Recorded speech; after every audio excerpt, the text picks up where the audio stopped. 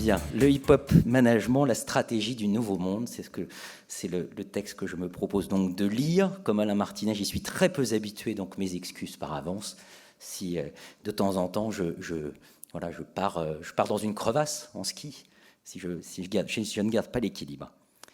Les temps changent. C'était par cette formule que MC Solar, qui était évidemment le plus en vue des rappeurs français à la fin du siècle dernier, autant vous dire il y a une éternité, c'était par cette formule qu'il débutait son morceau « Les temps changent ». Il était alors à son sommet. Et déjà, au début des années 60, Laurent Fébis me faisait remarquer que Bob Dylan faisait un tube dans le protest song anti-système avec « The times they are a-changing ». Les temps changent. Aujourd'hui, les temps ont effectivement changé, et ceci, je l'affirme.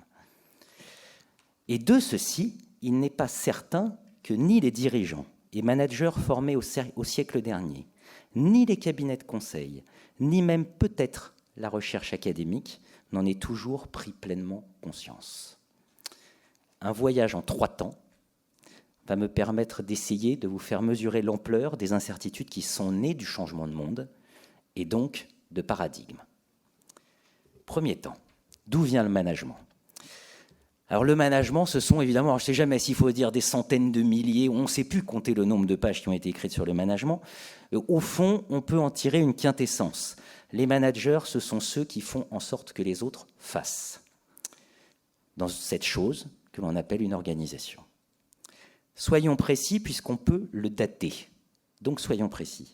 C'est avec la révolution industrielle qu'est apparue la grande entreprise entre 1840 et 1920, et c'est Alfred Chandler qui l'a théorisé. Ce CEO de la business history, comme aimaient à le qualifier ses collègues de l'université d'Harvard. Donc la grande entreprise industrielle. C'est quoi la grande entreprise industrielle ? C'est la main bien visible de l'autorité des managers, en lieu et place de la fameuse main invisible, spontanée, merveilleuse du marché d'Adam Smith. Parce qu'il fallait produire et distribuer en masse, parce qu'il fallait des trains, parce qu'il fallait des voitures, parce que 2 guerres mondiales plus tard, les techniques inventées pour manager cette grande entreprise structurée par domaine d'activité stratégique, comme autant de couples produits-marché, allaient être enseignées dans toutes les business schools et universités de la planète. Alors on aura disserté, on aura débattu, on aura parlé transversalité, on aura parlé de nécessité de management par projet, etc., etc., etc. Il n'empêche, l'essentiel était posé dès la fin des années 60. Une période, à nouveau, me faisait remarquer Laurent Fébis, où les méchants Rolling Stones, eux, avaient déjà pris la relève du gentil Bob Dylan en haut des hit parades avec un morceau Street Fighting Men, puisque dans la rue, ça se vendait encore mieux déjà. Second temps. Le second temps, ça a été celui de la globalisation. Donc, comme ça va très vite, je vais parler très vite, comme on fait dans le hip-hop. Fin des années 80, l'Est s'ouvre définitivement à l'échange et au commerce. Autant de promesses de débouchés, de croissance pour des grandes entreprises diversifiées, mais qui étaient devenues des monstruosités managériales. Alors, la globalisation marchande, sur fond de ritournelle de fin de l'histoire, a permis aux acteurs de l'industrie financière de faire valoir tout l'intérêt qu'il y avait à se recentrer sur le cœur de métier, le core business, et à l'étendre à l'international dans des industries aux frontières clairement identifiées. La première vague de l'Internet a accentué indubitablement cette tendance. Elle a créé l'illusion que l'on pouvait externaliser et délocaliser à l'envi, sans dommage, grâce par exemple aux ERP.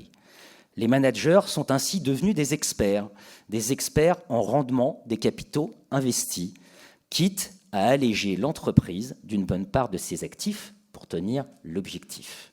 On en verra parfois la conséquence sur le long terme. On a rarement fait remarquer ce que ceci devait aussi aux accommodantes politiques monétaires, parce qu'elles autorisaient tant et tant de fusion et d'acquisition plutôt que de faire de la stratégie. L'explosion de la bulle de la net économie en 2001 déjà, la crise de 2007, les subprimes, ont eu raison de ces illusions. C'est sans doute parce que le réveil serait trop brutal que l'on continue depuis 7 ans d'entretenir un rêve ancien, à grand renfort de quantitative easing. Et on croise les doigts en haut lieu pour que tout ça ne finisse pas en cauchemar. Mais on n'en est pas certain. À trop avoir craint l'incertitude de ce qui aurait pu advenir si on avait débranché l'assistance respiratoire, on a alors oublié de se concentrer sur l'essentiel. Un troisième temps s'est ouvert, plus exactement un nouveau monde, puisqu'il est celui de la conquête de nouveaux espaces. Jugez plutôt, fin des années 90, Google et Amazon déjà. 2004, Facebook. 2006, Twitter. 2010, Instagram. Quelques noms au hasard. Et puis bien sûr, sur la période 2001-2015, iTunes, puis l'iPod, puis l'iPhone, puis l'iPad, pour finir autour de 700 milliards de valorisation boursière en 15 ans. Et un Internet, aujourd'hui, auquel on se connecte depuis son appareil mobile plutôt que depuis son ordinateur, majoritairement. Dans ce contexte de nouvelles mobilités spatio-temporelles, les anciens schémas sont trop rigides. Les perspectives sont trop limitées. Le salariat, pourquoi ? Pourquoi, quand on sait l'importance de la co-création dans le cadre de processus d'innovation ouverte ? Pourquoi, quand sans relâche, on traque l'opportunité nouvelle ? Pourquoi, quand l'avantage décisif résulte d'articulations créatives encastrées dans des écosystèmes, par définition peu respectueux des frontières légales héritées d'un autre temps. Le hip-hop manager, lui, se sent dans un tel environnement comme un poisson dans un océan. Laurent Phébis m'a rajouté, qui ne peut être que bleu. Eh oui, par définition. Sa stratégie ne relève pas des règles établies par les anciennes puissances industrielles et du respect des codes dominants.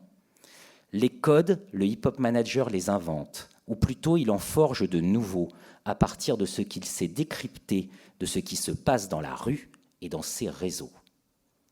Familier des musiques méprisées et des marges, le hip-hop manager affirme sans pudeur son appât du gain pour mieux faire valoir sa réussite. Autant vous dire que ce n'est pas très français. Contrairement à une croyance répandue, il n'en fait pas, lui, une fin en soi. À nouveau, autant vous dire que ce n'est pas très français. Parce qu'il pense que la stratégie, c'est d'abord penser plus grand que soi-même. Tiens, cette formule, penser plus grand que soi-même, on la doit à un auteur, une parenthèse, Michael Jensen, qui a fait une véritable révolution mentale. C'était le plus grand idole de la maximisation de valeur pour l'actionnaire. Aujourd'hui, il nous a dit « Je me suis trompé ». Dans combien de cours le dit-on que Michael Jensen a fait ce mea culpa ? Je ferme la parenthèse. Parti de nulle part, le hip-hop manager n'a aucun scrupule. Dans le monde hyper connecté de l'Internet mobile et des réseaux sociaux, ça ne dort jamais. C'est comme à New York. Il est donc aisé de passer d'une rue à l'autre, à n'importe quel moment. C'est pourquoi chaque reconnaissance conquise dans un monde est d'abord vue comme le moyen d'en investir de nouveau. Dès qu'il vend des disques, le hip-hop manager crée son propre label avec d'autres artistes. Pourquoi ? Pour inverser le bargain power vis-à-vis des maisons de disques. C'est ce que fera le rappeur Jay-Z avec Rockefeller Records ou Dr. Dre avec Aftermath. Ou en France, Booba avec Talak Records. Le hip-hop manager vend aussi des vêtements sous sa propre marque, tel Jay-Z avec sa ligne de vêtements Rocawear, ou Booba avec une cut. Ou des casques, comme Dr. Dre avec Beats by Dre, racheté 3 milliards par Apple. Et comme il a eu largement le temps d'apprendre la logique du calcul, qui régnait en maître dans l'ancien temps où il était privé de tout, le hip-hop manager a l'obsession du contrat pour faire valoir ses droits. Le hip-hop manager a retenu une autre leçon de la rue, le poids des normes sociales. Il est donc passé maître dans le maniement des frustrations et il sait comme personne se jouer des désirs et des rivalités mimétiques. C'est pour ça qu'il a une chaîne en or autour du cou. Il se plaît aussi à choquer en affichant sa richesse, puisqu'elle est d'abord sa revanche. La maille du raisonnement stratégique chez lui, c'est l'organisation, c'est l'équipe, c'est la bande. Pas l'homo economicus, parce qu'il sait que la loyauté envers les siens, envers son équipe, c'est le premier facteur non pas clé de succès, mais clé de survie sur la longue durée. Enfin, le hip-hop manager connaît la valeur de l'exemplarité. Quel gros mot. Jay-Z, un gamin parti de nulle part, de Brooklyn, des pires ghettos. Aujourd'hui, nouvelle icône du rêve américain selon Michael Bloomberg. Le président Obama ne s'y est d'ailleurs pas trompé. Je cite, « Jay-Z et moi avons beaucoup en commun. Quand nous étions jeunes, personne n'aurait imaginé que nous pourrions être là où nous sommes. Nous avons aujourd'hui tous les deux des dollars. Et tous les deux, nous sommes mariés à des femmes plus célèbres que nous. » Ces propos, c'était à l'occasion de la campagne présidentielle américaine de 2012, la veille de la réélection du président Obama, une réélection triomphale. Je vous remercie de votre attention.